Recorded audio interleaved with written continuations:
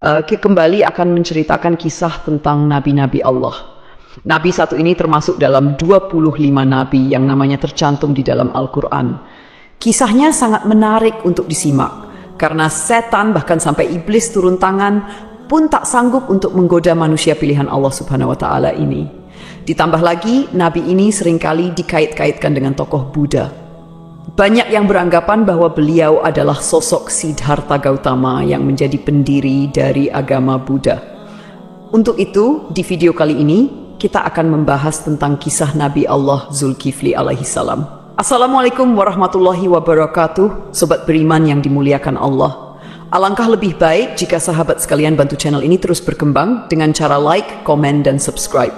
Semoga kita selalu dalam keadaan sehat walafiat, dipanjangkan rezekinya, dan dimudahkan urusannya. Amin ya rabbal alamin. Nama Nabi Zulkifli disebutkan hanya 2 kali di dalam Al-Quran, yaitu di dalam surat Syad ayat ke-48. Dan ingatlah kan Ismail, Ilyasa, dan Zulkifli. Semuanya termasuk orang-orang yang paling baik. Kemudian di surat Al-Anbiya ayat ke-85. Dan ingatlah kisah Ismail, Idris, dan Zulkifli. Semuanya mereka termasuk orang-orang yang sabar. Meskipun Zulkifli tidak disebutkan secara tegas dalam Al-Quran bahwa beliau adalah seorang nabi, karena di kedua ayat tersebut nama Zulkifli disebutkan dengan pujian bersamaan dengan para nabi lainnya, maka para ulama dan sejarawan menyimpulkan bahwa Zulkifli juga seorang nabi. Menurut pendapat dari Imam Ibnu Katsir di dalam tafsir Al-Quran Al-Azim, beliau menegaskan bahwa Zulkifli adalah seorang nabi utusan Allah Subhanahu wa Ta'ala. Alasan beliau, tidak ada seorang pun yang namanya disebut dalam deretan nama nabi-nabi, kecuali dia adalah seorang nabi. Akan tetapi teman-teman, ada pula beberapa ulama yang menyebutkan bahwa Zulkifli bukanlah seorang nabi. Akan tetapi, beliau hanyalah seorang yang saleh dan adil. Di antara sekian banyak ulama yang berpendapat demikian adalah Imam Ibnu Jarir At-Tabari. Teman-teman, Zulkifli bukanlah nama sebenarnya. Itu adalah sebuah julukan atau nama kehormatan yang diberikan untuk seseorang. Di dalam kitab Ibnu Katsir, nama asli dari Zulkifli adalah Bashar atau Bashar. Disebutkan juga di sana bahwa Nabi Zulkifli adalah putra dari Nabi Ayub alaihissalam. Jadi nasab beliau adalah Bashar bin Ayub. Nasab lengkapnya adalah Bashar bin Ayub bin Amus bin Tawaf bin Rum bin Aish bin Ishaq bin Ibrahim al-Khalil. Beliau hidup sekitar abad ke-16 sampai abad ke-15 sebelum Masehi dan diutus Allah Subhanahu wa Ta'ala kepada suatu kaum yang bernama Arami atau Amori. Kaum ini adalah bangsa Romawi kuno yang tinggal di wilayah sekitar Damaskus, Suriah, dan Yordania. Di sanalah Nabi Zulkifli melanjutkan tugas kenabiannya dari ayahnya, yaitu Nabi Ayub. Ini adalah pendapat dari Imam Ibnu Katsir. Namun, para ulama lain ada yang berbeda pendapat tentang kapan masa diutusnya Nabi Zulkifli ini. Kalau menurut Imam Ibnu Jarir At-Tabari, Nabi Zulkifli adalah penerus dari Nabi Ilyasa yang hidup sekitar abad ke-9 Masehi. Namun, antara Imam Ibnu Katsir dan Imam At-Tabari sama-sama menyebutkan bahwa Nabi Zulkifli adalah salah seorang raja di negeri Syam. Kisahnya begini, teman-teman. Ada sebuah negeri di Syam yang dipimpin oleh seorang raja saleh. Raja ini merupakan salah seorang nabi yang diutus Allah Subhanahu wa Ta'ala. Beliau bernama Raja Ilyasa atau Nabi Ilyasa. Ketika itu Nabi Ilyasa sudah sangat tua dan beliau tidak memiliki anak laki-laki sebagai penerusnya. Maka ketika itu Nabi atau Raja Ilyasa mengumpulkan rakyatnya di suatu tempat. Kemudian Nabi Ilyasa berkata, "Wahai kaumku, saat ini aku sudah sangat tua dan tidak memiliki pengganti di kerajaan ini. Aku akan menunjuk salah seorang di antara kalian untuk menjadi penggantiku selagi aku masih hidup dan agar aku bisa melihat bagaimana kerjanya. Siapa yang mau menerima 3 hal dariku, maka aku akan tunjuk dia sebagai penggantiku. Yang pertama, selalu berpuasa di siang hari. Yang kedua, selalu salat pada malam hari.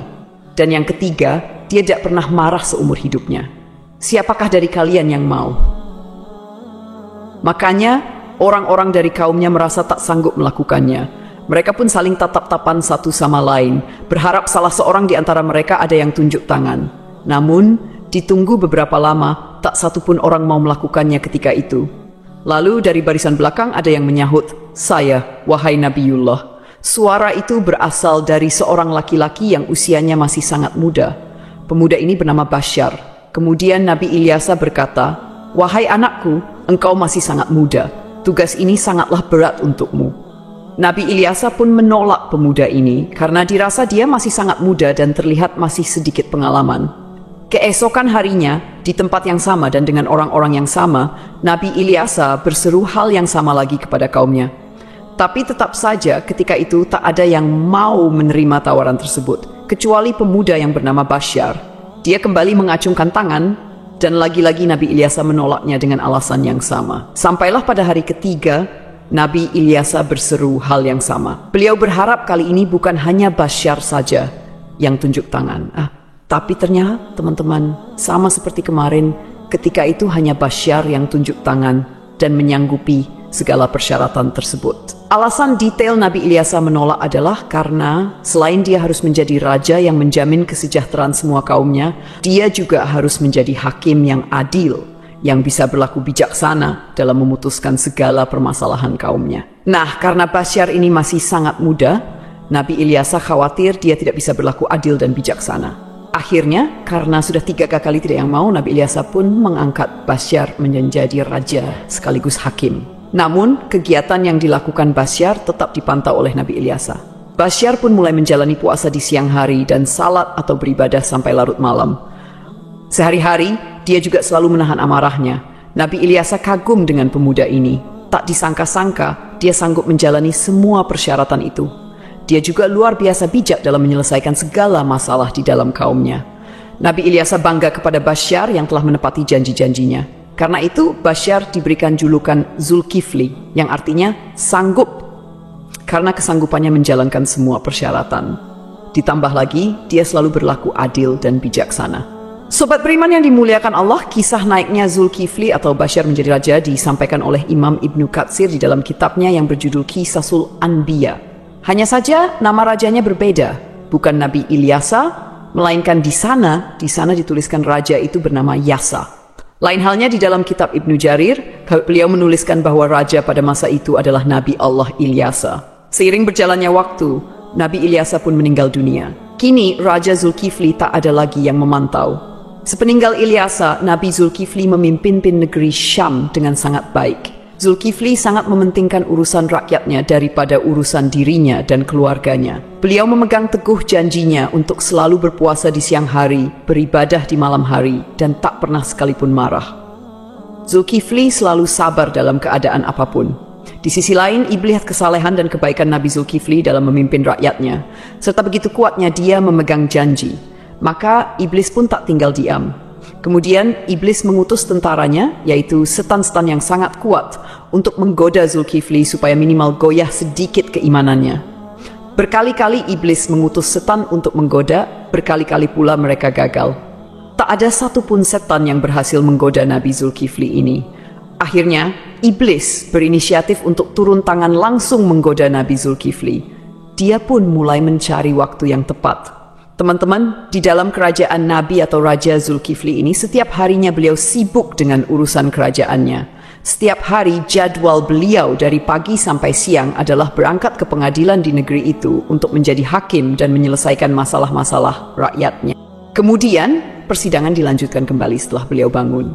Persidangan pun berlangsung hingga sore atau malam hari. Malam harinya, beliau beribadah dan berdoa sampai larut malam. Keesokan paginya, beliau kembali ke persidangan. Begitulah rutinitas yang dilakukan Nabi Zulkifli setiap harinya. Zulkifli benar-benar merupakan figur seorang raja yang memuliakan seluruh rakyatnya. Melihat kesalehan Nabi Zulkifli, iblis pun mencari peluang untuk menggoda beliau. Kali ini, iblis berniat membuat Nabi Zulkifli marah, agar beliau melanggar janjinya kepada Nabi Ilyasa untuk tidak marah sama sekali. Akhirnya, pada suatu hari, iblis datang menemui Nabi Zulkifli dengan menyamar sebagai seorang kakek tua renta dan miskin. Hari itu, Nabi Zulkifli sedang merasa sangat lelah. Ketika jam istirahatnya tiba, beliau segera pulang lebih awal untuk tidur siang. Baru saja beliau hampir terlelap, iblis yang menyamar sebagai kakek tua mengetuk pintu kamarnya.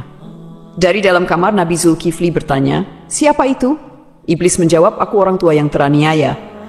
Nabi Zulkifli pun bangun dan membukakan pintu. Iblis kemudian mengarang cerita mengaku bahwa ia mengalami banyak perlakuan semena-mena dari kaumnya. Ia terus bercerita panjang lebar hingga waktu istirahat Nabi Zulkifli habis. Meski kelelahan, Nabi Zulkifli tetap mendengarkan cerita itu dengan sabar. Ketika tiba waktunya untuk kembali ke persidangan, Nabi Zulkifli berkata, "Wahai paman, engkau bisa meneruskan ceritamu nanti. Datanglah ke tempat persidangan sore ini. Aku akan membantu menyelesaikan masalahmu di sana." Nabi Zulkifli pun kembali ke persidangan dan menjalankan tugasnya sebagai hakim. Namun ketika sore tiba, kakek tua itu tidak kunjung datang. Nabi Zulkifli menunggu hingga malam hari, tetapi kakek tua itu tetap tidak muncul. Beliau pun pulang ke rumah dengan pikiran bahwa mungkin kakek tua itu akan datang esok hari. Keesokan harinya, Nabi Zulkifli seperti biasa duduk di persidangan untuk menyelesaikan permasalahan rakyatnya. Beliau menunggu hingga siang, tetapi kakek tua itu tetap tidak datang. Ketika waktu istirahat tiba, Nabi Zulkifli menutup sementara majelisnya dan pulang untuk tidur siang. Namun baru saja beliau tertidur, kakek tua yang sama kembali mengetuk pintu. Nabi Zulkifli membuka pintu dan berkata dengan lembut, "Wahai paman, bukankah sudah kukatakan padamu kemarin, datanglah ketika aku di persidangan. Aku akan menyelesaikan masalahmu di sana." Namun kakek tua itu kembali mengarang cerita, berbicara panjang lebar hingga waktu istirahat Nabi Zulkifli habis untuk kedua kalinya. Meski sangat lelah, Nabi Zulkifli tetap sabar. Beliau berkata, "Wahai paman, datanglah ke majelisku sore ini. Aku akan menunggumu di sana untuk menyelesaikan masalahmu." Kakek tua itu pergi dan Nabi Zulkifli kembali ke persidangannya. Karena tak sempat istirahat, beliau tampak sangat lelah dan mengantuk. Ketika sore tiba, Nabi Zulkifli mencari kakek tua itu di tempat persidangan, tetapi kakek tua itu tidak datang lagi. Nabi Zulkifli berdoa kepada Allah Subhanahu wa Ta'ala agar diberikan kesabaran dan keteguhan hati sehingga beliau tidak marah. Pada hari ketiga, ketika waktu istirahat tiba, Nabi Zulkifli pulang dengan cepat. Hari itu, beliau merasa sangat lelah, bahkan lebih lelah dari hari sebelumnya. Ketika waktu istirahat tiba, beliau menyampaikan pesan kepada para penjaganya, "Jangan biarkan siapapun mendekati pintu ini. Aku ingin tidur. Hari ini aku sangat lelah." Baru saja Nabi Zulkifli tertidur, iblis yang menyamar sebagai kakek tua kembali datang dan mengetuk pintu. Namun, penjaga pintu dengan tegas berkata, "Hai paman, raja sedang istirahat. Beliau tidak ingin diganggu." Kakek itu berusaha memaksa masuk dengan alasan, "Aku sudah memiliki janji dengan raja untuk bertemu hari ini." Namun, penjaga tetap tidak mengizinkannya dan memintanya menunggu hingga waktu istirahat selesai. Iblis pun pergi, tetapi kemudian dia menemukan sebuah lubang di atas kamar Nabi Zulkifli. Melalui lubang itu, iblis memanjat dan masuk ke dalam kamar Nabi Zulkifli yang sedang tertidur. Iblis mendekati Nabi Zulkifli untuk membangunkannya dengan tujuan membuat beliau marah. Saat terbangun, Nabi Zulkifli melihat kakek tua itu dan bertanya, "Hai paman, apa yang kau lakukan di kamarku? Bukankah aku telah menyuruhmu untuk menemuiku di persidangan?" Hampir saja Nabi Zulkifli marah, tetapi beliau menahan amarahnya dengan sekuat tenaga. Melihat Nabi Zulkifli tetap sabar, iblis merasa putus asa. Lalu iblis berkata, "Wahai raja, coba lihat aku. Apakah engkau tidak mengenali siapa aku?" Nabi Zulkifli memperhatikan lebih jelas dan berkata, "Engkau pasti musuh Allah." Kakek tua itu menjawab, "Benar, aku adalah iblis. Engkau membuatku tak berdaya dalam segala hal. Aku melakukan ini semua untuk membuatmu marah agar kau melanggar janjimu." Namun, iblis akhirnya menyerah karena tidak berhasil membuat Nabi Zulkifli marah. Lalu ia pergi meninggalkan kamar tersebut. Cobaan dari kaum yang menentang. Selain gangguan dari iblis, Nabi Zulkifli juga menghadapi cobaan lain berupa pemberontakan dari sebagian kaumnya. Beberapa orang dari kaumnya menentang kekuasaannya dan berencana menghancurkan kerajaannya. Mereka bahkan ingin Nabi Zulkifli turun dari jabatannya sebagai raja.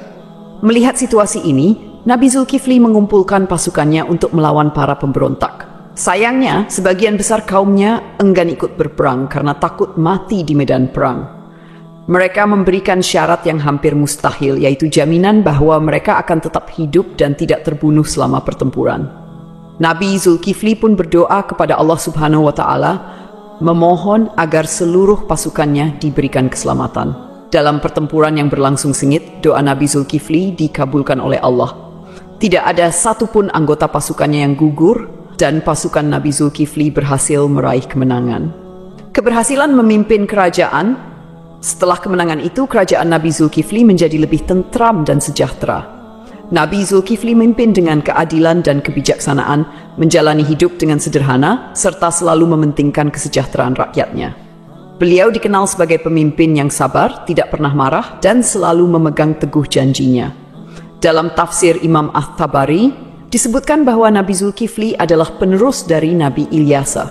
Namun, sebagian ulama lainnya meyakini bahwa Nabi Zulkifli adalah orang yang sama dengan Nabi Yehezkiel yang dimakamkan di Babilonia di sebuah tempat bernama Al-Kifl yang kini berada di kawasan Irak. Abdullah Yusuf Ali dalam The Holy Quran menyebutkan bahwa kata Kifli adalah bentuk Arab dari Yehezkiel yang berasal dari bahasa Ibrani. Berdasarkan pendapat ini, Zulkifli bukanlah sebuah julukan melainkan nama asli. Terlepas dari kebenaran pendapat ini, para ulama seperti At-Tabari, Ibnu Katsir, Ibnu Ishaq, dan Ibnu Qutaibah sepakat memandang Yehezkiel sebagai Nabi Allah. Ibnu Katsir bahkan mengisahkan Nabi Zulkifli dan Nabi Yehezkiel sebagai dua cerita yang berbeda. Artinya kedua nabi ini dianggap sebagai tokoh yang berbeda. Ada pula perdebatan panjang yang menyebutkan bahwa Zulkifli adalah sosok Buddha Siddhartha Gautama, seorang tokoh yang diyakini sebagai pendiri agama Buddha. Siddhartha Gautama diperkirakan hidup antara abad ke-6 hingga ke-4 sebelum Masehi. Beberapa pendapat menyatakan Buddha adalah Nabi Zulkifli. Ada juga yang menghubungkannya dengan Nabi Idris, dan bahkan ada yang menyebut Buddha adalah Nabi Khidir. Pendapat ini salah satunya didasarkan pada anggapan bahwa kata Kifli adalah bentuk Arab dari kata Kapil, kependekan dari Kapilawastu, yaitu ibu kota Sakya dan tempat tinggal Siddhartha Gautama sebelum meninggalkan istana. Salah satu pendukung teori ini adalah Hamid Abdul Qadir dalam karyanya Buddha the Great, His Life and Philosophy. Beliau menyimpulkan bahwa prinsip hidup Nabi Zulkifli memiliki banyak kesamaan dengan filosofi yang diajarkan Siddhartha Gautama. Pendapat ini diperkuat oleh Al-Qasimi, seorang ahli tafsir yang menafsirkan surat Tin. Saida, pohon Tin, tempat Buddha mendapatkan wahyu dan menjadi rasul. 2. Pohon Zaitun, tempat Nabi Isa diangkat menjadi nabi dan rasul. 3. Gunung Sinai, tempat Nabi Musa menerima mandat dari Allah. 4. Negeri Mekah yang aman, tempat Nabi Muhammad SAW menerima wahyu. Dalam tafsir tersebut, timbul pertanyaan mengapa agama Buddha dan Kristen disebut lebih awal dibandingkan Yahudi dan Islam. Ibnu Taimiyah menjelaskan bahwa hal ini karena agama Buddha berada lebih jauh dari kebenaran, kemudian Kristen dan Yahudi lebih mendekati, sedangkan Islam disebut terakhir karena kesempurnaannya. Namun, ada juga pendapat lain yang menghubungkan Buddha dengan Nabi Khidir. Dalam Al-Milal wa Nihal yang ditulis oleh As-Syahrastani dijelaskan bahwa jika ajaran-ajaran Buddha benar, maka ia memiliki banyak kesamaan dengan Nabi Khidir. Adapun menyatakan Buddha adalah Nabi Idris didasarkan pada beberapa kesamaan, seperti aturan memakai jubah kebihuan. Dalam kitab Mustadrak Al-Hakim dari Ibnu Abbas disebutkan bahwa menjahit adalah salah satu keahlian Nabi Idris. Dikatakan bahwa Nabi Daud adalah seorang pembuat perisai, Nabi Adam seorang petani, Nabi Nuh seorang tukang kayu, Nabi Idris seorang penjahit, dan Nabi Musa seorang penggembala. Sementara itu, Siddhartha Gautama yang dikenal sebagai Buddha adalah seorang pangeran putra Raja Sudodana. Pada usia 7 tahun, Pangeran Siddhartha memiliki 3 kolam bunga teratai, yaitu kolam bunga teratai biru Upala, kolam bunga teratai merah Paduma, dan kolam bunga teratai putih Pundarika. Kata Acidar Sidra atau Sidar yang merujuk pada makna bunga teratai menjadi hal yang patut diperhatikan, terutama bila dikaitkan dengan Nabi Idris. Kisah Sang Buddha yang mencapai kesempurnaan menuju nirwana dianggap memiliki kesamaan dengan Nabi Idris yang mencapai surga Allah tanpa melalui kematian.